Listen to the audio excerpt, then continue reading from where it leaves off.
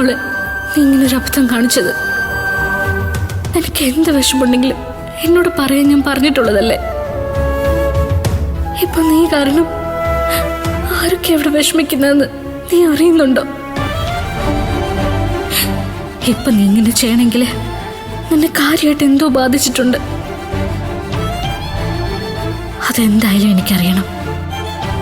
നീ എന്റെ സ്വപ്ന മോളെ. നീ ഒരു ഡോക്ടറെ കാണാൻ ഞാൻ ആഗ്രഹിച്ചത് ഇതിനു വേണ്ടിയല്ല.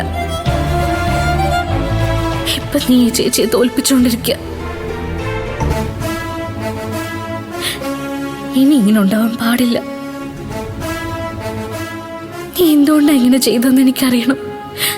ഈശ്വര, ഭാനുനൊന്നും സംഭവിക്കില്ലേ.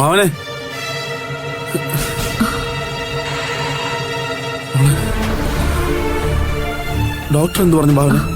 പേടിക്കാനൊന്നുമില്ല സേതുവേട്ടാ, മയക്കത്തില്ല. ഈശ്വരൻ കാത്തു അല്ലേ ഭാവന? അതെ മായച്ചി, ആ സമയത്തായതുകൊണ്ട് നമുക്കിവളെ രക്ഷപ്പെടുത്താൻ പറ്റി.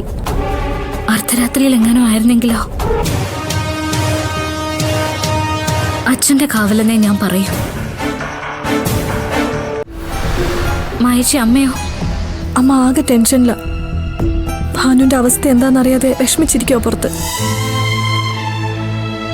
നിന്നെയും കാണാത്തതുകൊണ്ടാ അമ്മ അറിയാതെ ഞങ്ങൾ ഇങ്ങോട്ടേക്ക് വന്നത്. എന്തിനാണ് ഇവളിങ്ങനെ ചെയ്തതെന്ന് അറിയാഞ്ഞിട്ട് ഒരു സമാധാനം കിട്ടുന്നില്ല.